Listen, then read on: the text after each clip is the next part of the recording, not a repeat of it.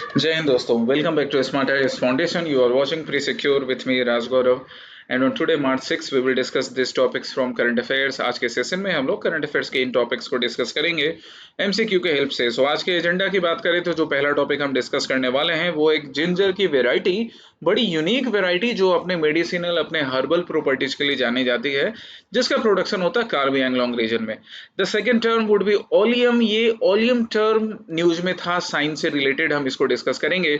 The third would be world wildlife day. World wildlife day जिसको recently observe किया गया, इसके क्या सिग्निफिकेंस है, क्यों इसे ऑब्जर्व किया जाता है, सिविल सर्विसेज में इससे रिलेटेड क्या क्वेश्चंस पूछे जाते हैं, वो आज के एजेंडा में हम डिस्कस करेंगे। The fourth would be nucleic acid test. Nucleic acid test में को लेकर सुप्रीम कोर्ट में अभी डिबेट चल रही है, न्यूक्लिक एसिड टेस्ट को लेकर, एनएटी को लेकर, कि क्या न्यूक्लिक एसिड टेस्ट या फिर एक्चुअली ये ना ब्लड ट्रांसफ्यूजन से रिलेटेड है, तो blood transfusion, safe blood transfusion क्या फंडामेंटल राइट का पार्ट है या नहीं है, इसको लेकर सुप्रीम कोर्ट में बहस चल रही है, हम इसे डिस्कस करेंगे। The last topic would be India and Finland relation, Nordic Nations के साथ इंडिया के रिलेशन, क्योंकि अभी फिनलैंड के जो हेड ऑफ स्टेट थे he was present in India, तो इंडिया और इन फिनलैंड के रिलेशंस की बात करेंगे। एंड फाइनली कल वाले प्रैक्टिस क्वेश्चन का डिस्कशन, और आज के लिए आपके न्यू practice questions होंगे। So come to the very first topic, the Karbi Anglong ginger. As you can see that the GI tagged Karbi Anglong ginger enters London market. तो पहली चीज तो यहाँ से एक चीज हमें ये मालूम होना चाहिए कि जो कार्बी एंगलोंग का जो जिंजर है इसको जीआई टैग मिला हुआ है। और जरा यहाँ ध्यान दो, ये कर्सर पे ध्यान दो, कब मिला GI tag Karbi Anglong ginger को? 2015 में, right? And now since its demand is increasing in the foreign markets like London, so that's really very good. The farmers of Karbi Anglong region as well as the government of Assam, they have done a commendable work in these things, okay? As well as APEDA, ये organization जो कि agriculture product को export करने में help करती है।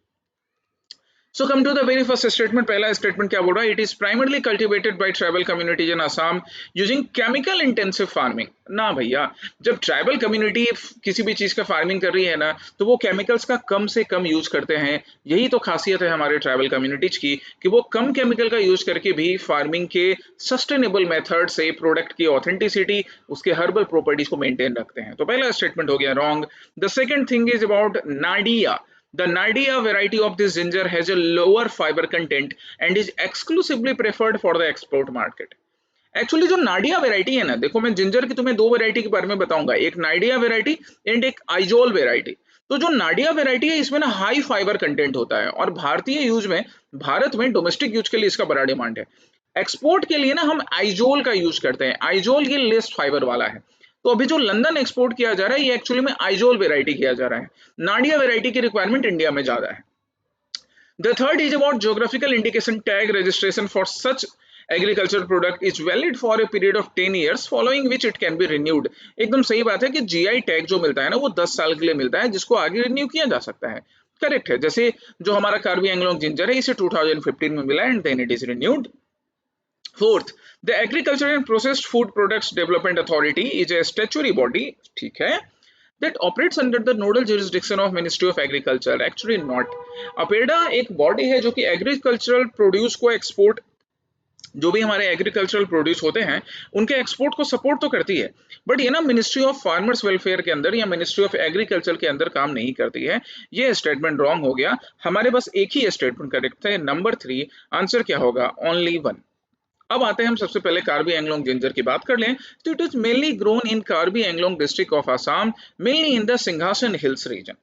Cultivation practices इसकी पूरी तरह से ऑर्गेनिक कल्टीवेशन प्रैक्टिस है, जिसमें किसी भी टाइप के केमिकल का प्राइमरी यूज नहीं होता है, एंड दैट्स व्हाई इसकी सारी मेडिसिनल हर्बल प्रॉपर्टी इंटैक्ट रहती है। Since 2015 it has received the GI tag, okay. बाकी हम एपिडा की बात करें तो एक स्टेचुरी बॉडी है जो कि ministry of commerce and industry के अंदर वर्क करती है, not under the ministry of agriculture. दो इसका मेन टारगेट ये रहता है कि जो भी एग्रीकल्चरल प्रोडक्ट्स हैं उन एग्रीकल्चरल प्रोडक्ट के एक्सपोर्ट को सपोर्ट किया जा सके, राइट। साथ ही साथ it also monitor the import of sugar, sugar के इम्पोर्ट को भी मॉनिटर करने का काम करता है ना, and act as the secretariat for organic export certification. तो ये सब डिटेल्स ना अपने प्रीलिम्स के लिए एकदम गांठ बांध के याद कर लो, जो आपके एग्जामिनेशन में पूछा जाएगा। Okay fine, come to the next topic. Next topic पे जाने से पहले जरा हम इसकी बात कर ले। तो लंदन में जो इसका एक्सपोर्ट किया जा रहा है, लंदन में कार्बी एंगलोंग के इस जिंजर का एक्सपोर्ट ये दिखाता है कि भारत में, आसाम में इस जिंजर की क्वालिटी को इंटैक्ट रखा गया है, मेंटेन करके रखा गया है, जिससे फॉरेन मार्केट्स में, ग्लोबल मार्केट्स में इसका डिमांड बढ़ रहा है। जीआई टैग की बात करें तो GI tag geographical indication of goods act 1999 के अकॉर्डिंग दिया जाता है, जिसकी वैलिडिटी 10 साल के लिए होती है, which can be renewed later, है ना, बाद में इसको रिन्यू भी किया जा सकता है।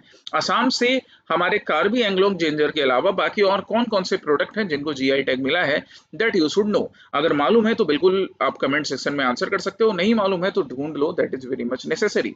And not just in Assam, you should also look towards the other states, especially the north eastern states. The second topic is about oleum. Oleum ये टर्म न्यूज में था, क्यों? क्योंकि अभी हमने देखा ना कि टॉक्सिक गैस का रिलीज हुआ, कहां पर? पालघर केमिकल प्लांट है ना, महाराष्ट्र में। इसको लेकर मैंने डीसीए लाइव जो सेशन है वहां पर भी डिस्कशन किया तुम्हारे साथ। यहाँ पर ये जो टॉक्सिक गैस या ये जो टॉक्सिक एलिमेंट ओलियम लीक हो रहा है ना, ये देखो 2500 लीटर ओलियम टैंक, राइट। तो हम इस ना ओलियम एलिमेंट की बात करेंगे, क्योंकि यूपीएससी को या स्टेट पीसीएस को ना ऐसे ऐसे साइंटिफिक एलिमेंट्स पूछने की, साइंस से रिलेटेड चीजें पूछने की बड़ी अच्छी आदत होती है। सो पहला स्टेटमेंट क्या ओलियम से related? It is essentially sulphur trioxide. Okay, trioxide है, dissolved in concentrated sulfuric acid, often represented chemically as disulfuric acid। एकदम सही बात है। ओलियम ये जो साइंटिफिक नाम है, ये एक्चुअली में सल्फर ट्राईऑक्साइड होता है, जो कि सल्फ्यूरिक एसिड में डिजोल्व होता है, राइट।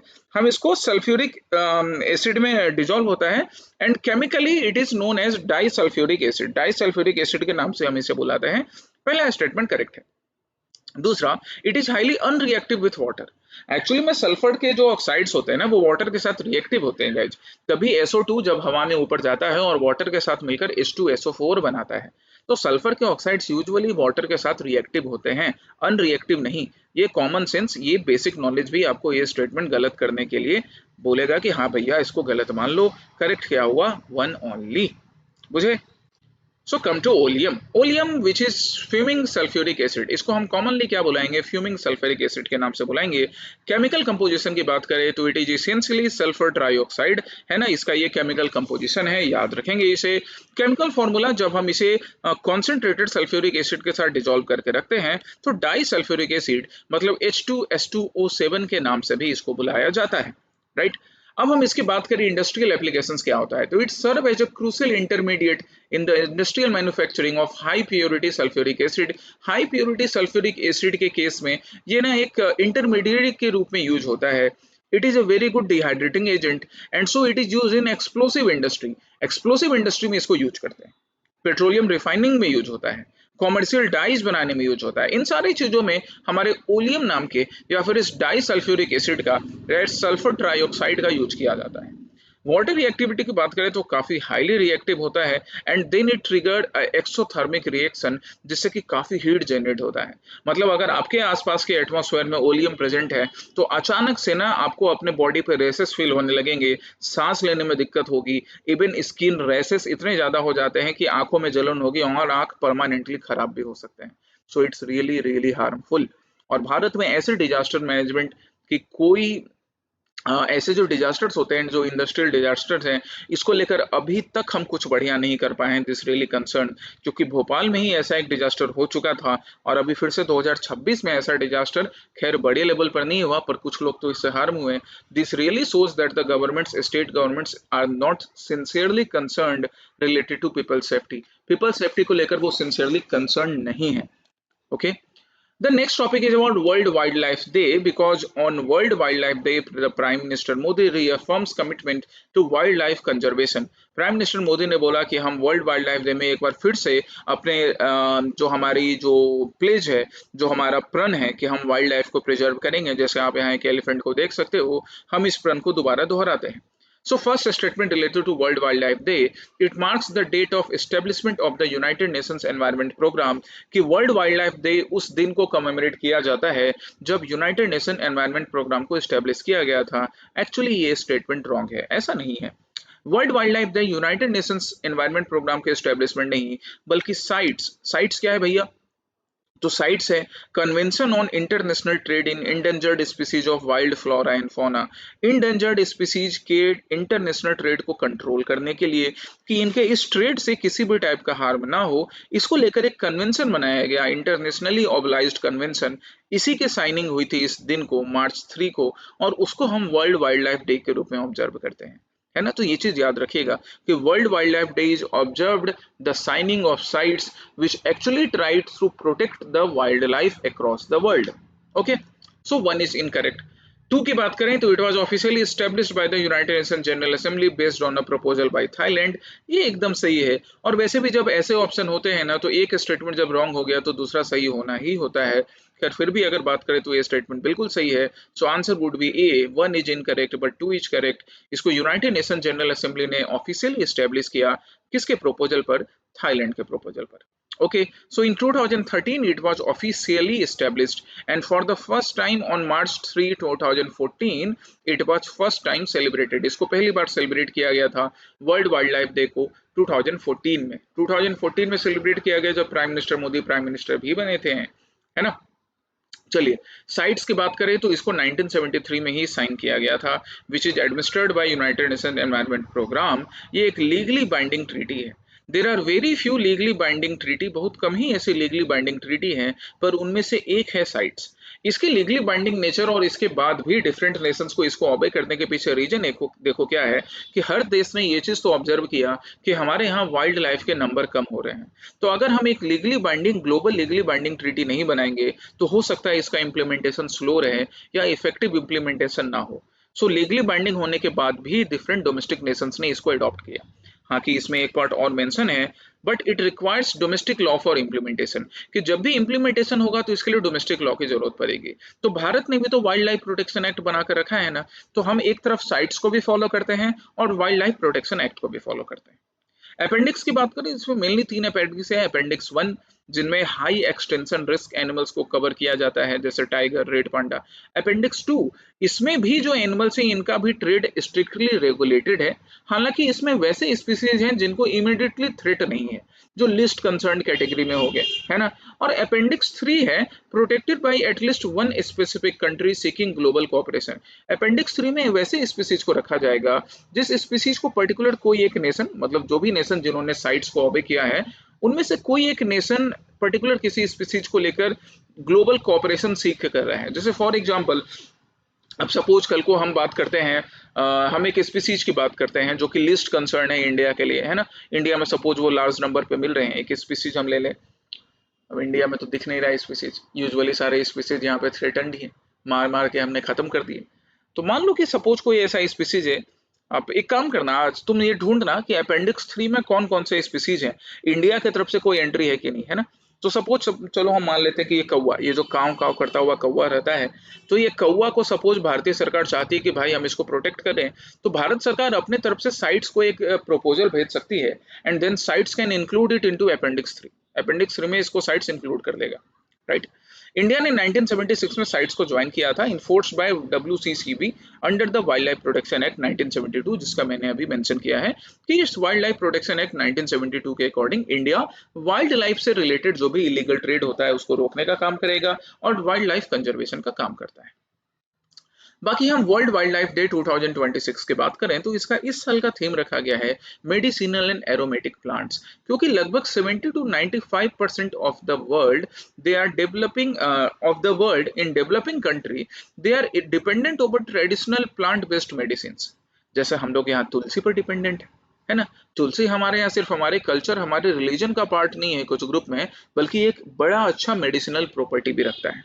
एंड दैट्स वाई इस बार ना मेडिसिनल एंड एरोमेटिक प्लांट को प्रोटेक्ट करना ही वर्ल्ड वाइल्ड लाइफ डे 2026 का थीम रखा गया है। इंडिया की पोजीशनिंग की बात करें मेडिसिनल प्लांट को लेकर तो India is recognised as one of the 17 mega biodiverse countries. एकदम सही बात है, because we have around 15,000 medicinal plant species, around 8,000 of these are actively utilised in Indian AYUSH medicine. 15,000 लगभग हमारे यहाँ मेडिसिनल प्लांट स्पीसीज मिलते हैं, जिनमें से 8,000 को, मतलब मोर देन 50% को या अराउंड 50% को हमारे यहाँ आयुष मेडिसिन में यूज किया जाता है। ओके, बाकी हम डिफरेंट एनिमल्स की बात करें तो tiger, one horn rhino, Asian elephants, Asiatic country, because now India is the only country on the earth where the Asiatic lion continues to thrive in its natural habitat. Gir, जो हमारा गिर forest है Gujarat reason का, वो अब एक इकलौता natural place बच गया है जहां पर एशियाटिक लाइन्स मिलते हैं। तो इंडिया ने वाइल्ड लाइफ प्रोटेक्शन एक्ट 1972 को बनाकर वाइल्ड लाइफ कंजर्वेशन का काम बिल्कुल किया है, काफी हद तक किया है।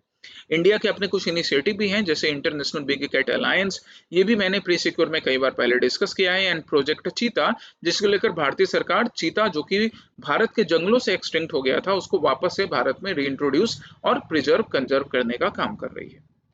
नेक्स्ट टॉपिक पर हम चले तो नेक्स्ट टॉपिक यहाँ पर बात है वही जो मैंने बताया था कि सुप्रीम कोर्ट चेक कर रहा है कि क्या ब्लड ट्रांसफ्यूजन जो होता है, पहले यहाँ देखो, ये सॉल्यूशन वाले पार्ट को ही पढ़ो। The Supreme Court is examining whether the right to receive safe infection-free blood during transfusion is a fundamental right. Supreme court ये चेक कर रहा है कि क्या safe blood transfusion fundamental right के अंडर कवर होता है कि नहीं। ये चीज अभी एग्जामिन की जा रही है, कल को पास हो जाएगा तो हम इसको एक्सेप्ट कर लेंगे। अब इसी से लेकर एक टेस्ट होता है जिसको हम बोलते हैं नेट टेस्ट। नेट टेस्ट, अब ये नेट टेस्ट क्या है, देखिए यहाँ नेट टेस्ट मतलब न्यूक्लिक एसिड टेस्ट। ये जो न्यूक्लिक एसिड टेस्ट है ना, ये बड़ा हाईली सेंसिटिव मॉलिक्यूलर टेक्निक है जो कि किसी भी टाइप के जेनेटिक मटेरियल जो हेपेटाइटिस बी से रिलेटेड हो, एचआईवी से रिलेटेड हो, हेपेटाइटिस सी से रिलेटेड हो, इसका अगर एक्यूट थोड़ा सा भी अगर जेनेटिक मटेरियल मिलेगा किसी भी ब्लड में ना, तो नेट टेस्ट से वो मालूम हो जाता है। दूसरी तरफ एक टेस्ट है एलिसा टेस्ट। ये ना एक्चुअली अभी करेंटली मैंडेटेड है, मतलब जब भी किसी पर्सन को अगर ब्लड ट्रांसफ्यूज किया जा रहा है, ब्लड चढ़ाया जा रहा है, नॉर्मली जो हम बोलते हैं कि ब्लड चढ़ाने के काम किया जा रहा है, तो ना एलिसा टेस्ट किया जाता है, एंजाइम लिंक्ड टेस्ट किया जाता है, ये करेंटली मैंडेटरी है। नेट टेस्ट अभी मैंडेटरी नहीं है। हालांकि जो एलिसा टेस्ट है ना, वो एंटीबॉडी डिटेक्ट करने का काम करता है। इसका ड्रॉबैक ये है कि इसका लॉन्गर विंडो पीरियड होता है, meaning recently infected blood might pass the screening and infect the recipient. ऐसा कई केसेस इंडिया में मिले हैं कि रिसेंटली जिस ब्लड को स्क्रीन किया गया ना, उसके सैंपल्स अभी तक स्टडी प्रॉपरली हुए नहीं और वो ब्लड ना सामने वाले पर्सन को ट्रांसफ्यूज कर दिया गया, ट्रांसमिट कर दिया गया, जिससे सामने वाला पर्सन अफेक्ट हो गया। तो एक्चुअली में किस टेस्ट की जरूरत है, एनएटी टेस्ट की जरूरत है। जब एनएटी टेस्ट को मैंडेटरी कर दिया जाएगा तो ऐसे जो केसेस होते हैं वो केसेस नहीं हो पाएंगे। कई वेस्टर्न नेशंस हैं, डेवलप्ड नेशंस हैं, जिन्होंने एनएटी टेस्ट को मैंडेटरी करके रखा है। हमारे यहाँ एलिसा टेस्ट मैंडेटरी है जो कि लेस इफेक्टिव है। Okay, so come to this question. अब आप इस क्वेश्चन को आंसर कर सकते हो। Under the enzyme linked immunosorbent assay ELISA test, the nucleic acid test detects the actual genetic material of virus and is uniformly mandated across all Indian banks.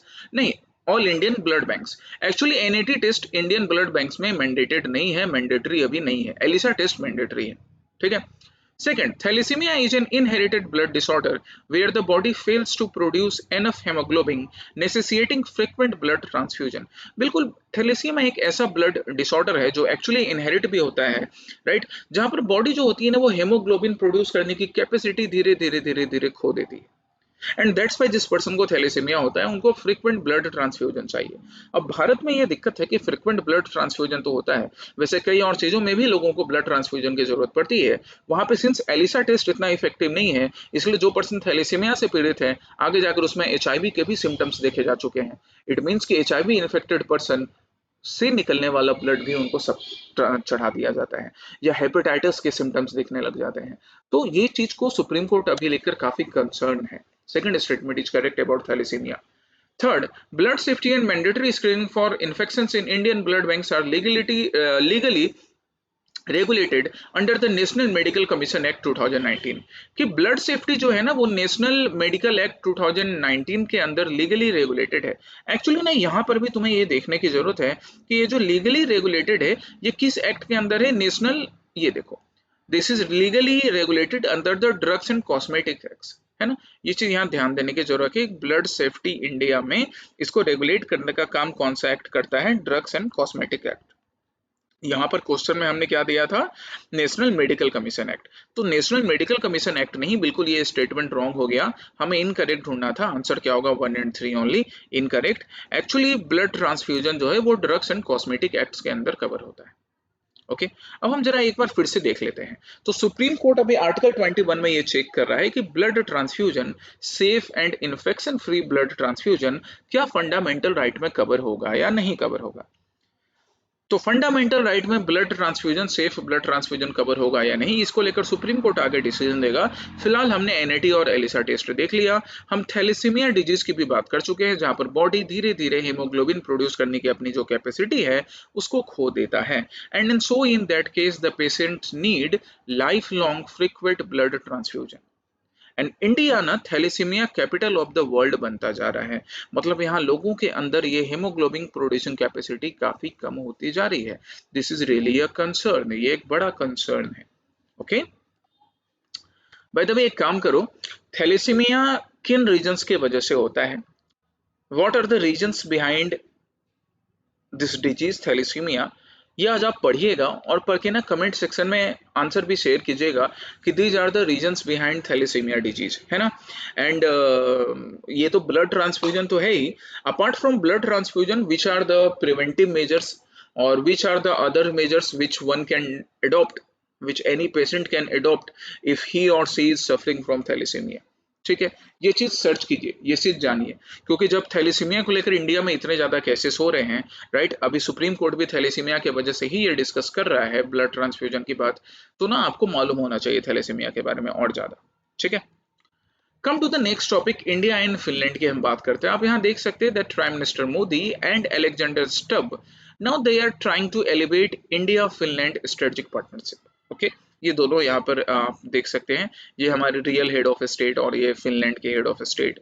सो पहला statement India Finland को लेकर, the two nations have elevated their ties to strategic partnership that establishes a binding military alliance. Binding military alliance करने की तो देखिए अभी कोई जरूरत नहीं है। बाइंडिंग मिलिट्री अलायंस तो वैसे नेटो नेशंस के बीच भी जो एक मिलिट्री अलायंस है, या नेटो नेशंस की हम बात करें, नेटो चार्टर की बात करें कि अगर किसी एक नेटो नेशन पे हमला होगा तो बाकी सारे नेटो नेशंस उसको प्रोटेक्ट करेंगे, ये सब जो बाइंडिंग एग्रीमेंट है ना, इसको लेकर नेटो नेशंस के बीच में भी कई डिफरेंसेस होते हैं।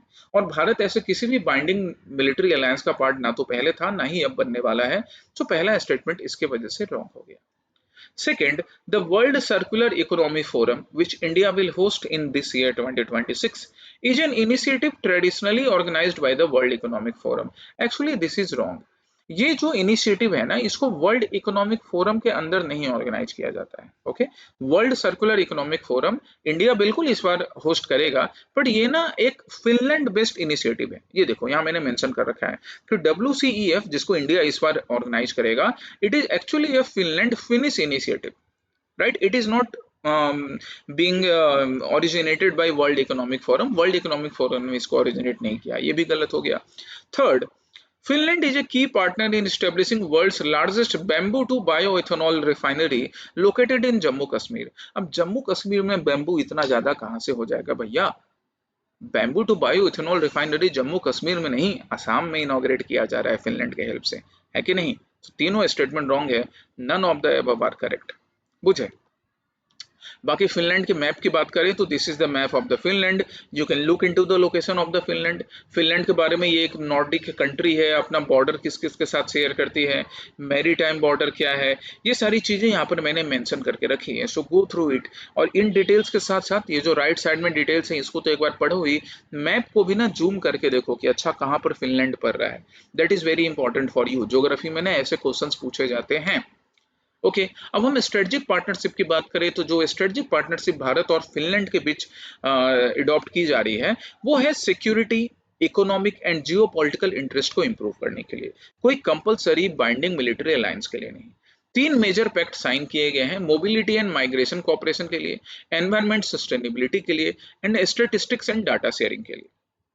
ठीक है, ये मेन इनका मेजर पैक्ट है, right? Apart from this, they will have joint task force on 6G technology। obviously 6G technology पर joint task force डेवलप करेंगे, डिजिटलाइजेशन को प्रमोट करेंगे, है राइट। ये सारे और भी इनिशिएटिव्स हैं जिसको लेकर इंडिया और फिनलैंड आपस में पार्टनरशिप को स्ट्रेंथन करने वाले हैं। बाकी हम वर्ल्ड सर्कुलर इकोनॉमी फोरम की बात करें तो ये जो वर्ल्ड सर्कुलर इकोनॉमिक फोरम है, ये एक फिनिश इनिशिएटिव है, फिनलैंड का इनिशिएटिव है, जो कि जो पुराना take make dispose economic model था ना, take make dispose economic model, यहाँ देखो इस कर्सर को, take make dispose economic model, यहाँ मैंने एक्सप्लेन भी कर रखा है। Take make dispose economic model ऐसे समझो कि हमने क्या किया, हमने नेचर से वुड कलेक्ट किया, टेक किया नेचर से, है ना, उसको वुड को हमने फर्नीचर में कन्वर्ट किया और फिर उसको जाके बाहर डिस्पोज कर दिया। So actually what we are doing, we are exploiting the nature. ये ना बड़ा पुराना मॉडल था, टेक मेक डिस्पोज। तो हमारा फिनलैंड क्या बोल रहा है, फिनलैंड का ये वर्ल्ड सर्कुलर इकोनॉमिक फोरम क्या बोल रहा है कि हमने टेक मेक डिस्पोज नहीं करेंगे। हम एक्चुअली क्या करेंगे, ऑब्वियसली हम नेचर का फायदा, नेचर में जो भी चीजें हम बेनिफिट्स लेंगे, but we will not just dispose it, we will try to recycle it. हम इसको ना रिसाइकल करेंगे, हम ना इकोनॉमी को सर्कुलर बनाएंगे कि ना डिस्पोज क्लियरली ना किया जाए, जितना हो सके उतना रिसाइकल करके नेचर के यूज को ना एक्सप्लॉयटेटिव ना बनाकर नेचर के यूज को, नेचर के बेनिफिट्स को सस्टेनेबल बनाया जाए। ये सर्कुलर इकोनॉमिक फोरम का मेन टारगेट होगा, ठीक है। बाकी इसके लिए आसाम में वर्ल्ड का लार्जेस्ट, नॉट पहला, वर्ल्ड का largest bamboo to bio ethanol refinery Numaligarh Assam में स्टेब्लिश किया गया, right. Apart from that the Finland architectural land engineering expertise, they are also helping, or they have helped in Chenab railway bridge construction, जो कि world का highest railway bridge है।